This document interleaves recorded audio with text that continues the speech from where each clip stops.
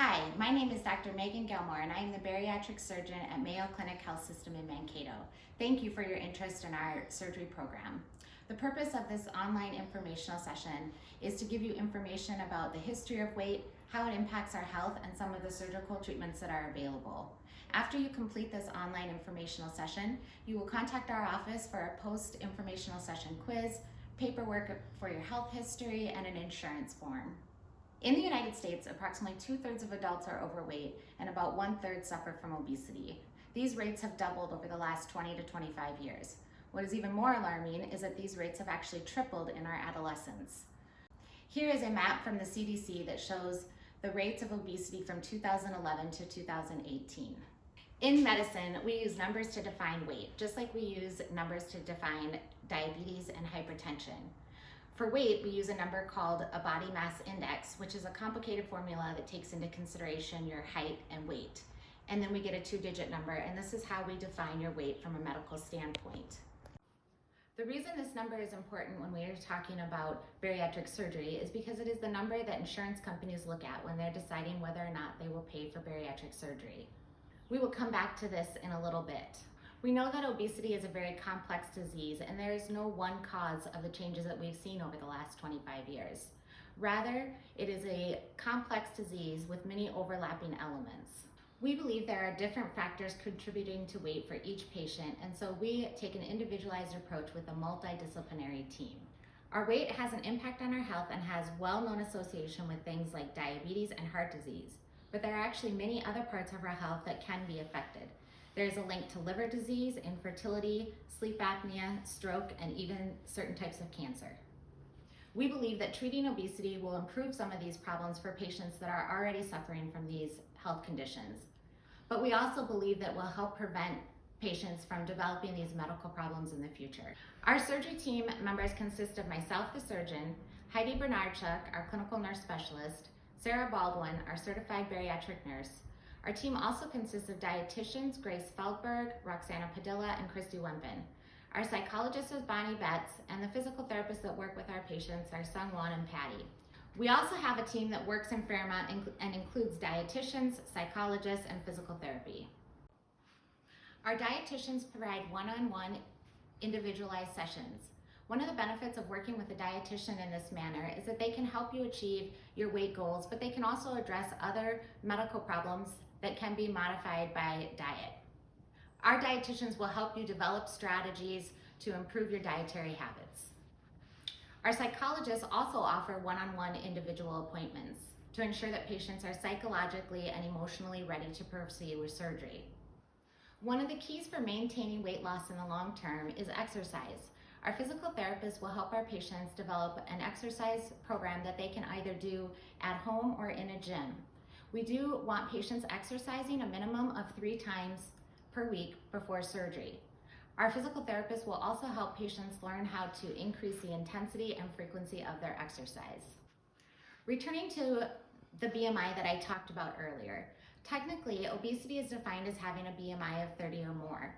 Unfortunately, however, in Minnesota, there are no insurance companies that cover bariatric surgery for a BMI between 30 and 35. If your BMI is 35 or greater, you do have to have another medical condition that is related to your weight. If your BMI is 40 or more, you qualify for weight loss surgery based on your weight alone. I touched on some of the medical conditions that can be associated with obesity earlier. This slide is intended to demonstrate the degree to which those medical problems can improve following surgery. The most studied medical problem in relation to surgery is diabetes. Anywhere from 43 to 85% of patients will have their hemoglobin A1C return to normal while no longer requiring medications. Although this is a big range, factors such as how long a person has had diabetes and whether or not they use insulin will affect the outcomes after surgery. We also see improvements in fatty liver disease, sleep apnea, infertility, degenerative joint disease, and overall quality of life. The following is an overview of the requirements of our surgery program. The first step is completing an informational session, which this online session does fulfill. You will have a minimum of 4 visits with the dietitian and the psychologist. Our dietitians and psychologists may require additional visits if they do not feel that you're ready to proceed with surgery. Additionally, certain insurance companies do require that patients have additional visits with our team. You will have 2 visits with the physical therapist, and we do want you exercising 3 times a week prior to surgery. There are also individualized requirements based on people's medical history, including sleep studies, imaging of the stomach anatomy, and working with your primary care provider to make sure that your health problems are under good control. Some patients will also visit with the pharmacist prior to surgery to review home medications. Here in Mankato, we offer 2 surgeries, the gastric bypass and the sleeve gastrectomy. Here is a short animated depiction of the gastric bypass. In Roux-en-Y gastric bypass, the surgeon creates a small pouch at the top of the stomach. The pouch is the only part of the stomach that receives food. This greatly limits the amount that you can comfortably eat and drink at one time. The small intestine is then cut a short distance below the main stomach and connected to the new pouch. Food flows directly from the pouch into this part of the intestine. The main part of the stomach, however, continues to make digestive juices.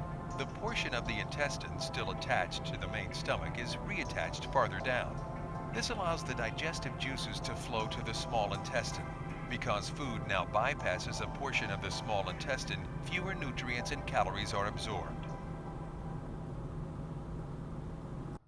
The gastric bypass is the most common surgery that we perform in Mankato. It does have slightly better results in regards to weight loss and resolution of other medical problems.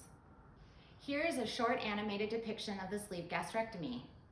In a sleeve gastrectomy, part of the stomach is separated and removed from the body. The remaining section of the stomach is formed into a tube-like structure. This smaller stomach cannot hold as much food. It also produces less of the appetite-regulating hormone ghrelin, which may lessen your desire to eat. However, sleeve gastrectomy does not affect the absorption of calories and nutrients in the intestines. Nationwide, the sleeve gastrectomy is the most popular bariatric procedure. With this procedure, we do not do any rerouting. However, about 75 to 80% of the stomach is removed. Following bariatric surgery, pregnancy should be avoided for 12 to 18 months. Patients who are currently suffering from infertility should be on reliable birth control, as infertility can resolve quickly following weight loss surgery. We also recommend no alcohol use for 1 year following surgery. You do need to quit smoking or using any nicotine products for 2 months prior to surgery, and you should be committed to not starting these products after surgery, as it can have devastating consequences on your surgery. Patients often ask if there is a reason that they cannot have surgery. If you are too sick to undergo general anesthesia, the surgery cannot be performed. If you have active addiction or uncontrolled psychiatric conditions, you do need to have 1 year of sobriety or 1 year of psychiatric stability prior to proceeding with surgery. We also will not perform surgery if you are actively smoking, and you do need to quit smoking 2 months prior to surgery. If patients have a condition called Barrett's esophagus, they cannot have a sleeve gastrectomy, but they are still candidates for a Roux-en-Y gastric bypass. As with any surgery, there is a risk of bleeding, infection, blood clots, and reactions to anesthesia. With the gastric bypass, there are specific complications that can occur, such as leak, strictures, ulcers, dumping syndrome, bowel obstruction, and vitamin deficiencies. The sleeve gastrectomy has similar risks to the gastric bypass. However, patients occasionally have issues with nausea and heartburn. Typically, these problems are controlled with medications. However, very rarely, patients have required conversion to gastric bypass.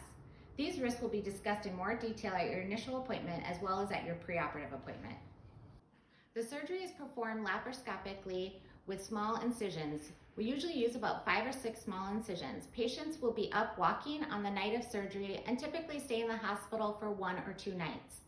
They are sent home on a full liquid diet for 3 weeks, and they slowly advance their diet while working with their dietitian over the next couple months. We typically recommend 2 to 3 weeks off of work after surgery. Patients are usually recovered from a physical standpoint rather quickly. However, it is a big lifestyle adjustment. The big question that patients usually have is how much weight they can expect to lose after surgery. Again, we look at a complicated formula to figure out what your excess body weight is. Basically, this is any weight that is over your ideal body weight. With the gastric bypass, patients will lose about 70% of their excess body weight, and with a sleeve gastrectomy, they will lose about 60% of the excess body weight. If you are a woman who is 5'6" and weighs 280 pounds, you have a BMI of 45.2. Again, this is based on your height and your weight. Your ideal body weight is 130 pounds, and this is based on your height and your gender. Any weight that is over 130 pounds is considered excess body weight. This patient would have 150 pounds of excess body weight. If she had a gastric bypass, we would expect her to lose about 70% or 105 pounds. She would end up on average at about 175 pounds with a BMI of 28.3.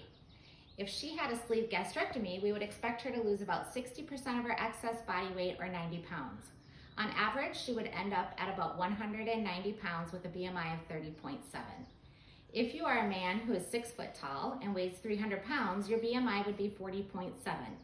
Your BMI is based on your height and your weight. You would have an ideal body weight of 171 pounds. This is based on your gender and your height. So this patient would have 129 pounds of excess body weight. If he had a gastric bypass, we would expect him to lose about 70% of that excess body weight. This is about 90 pounds.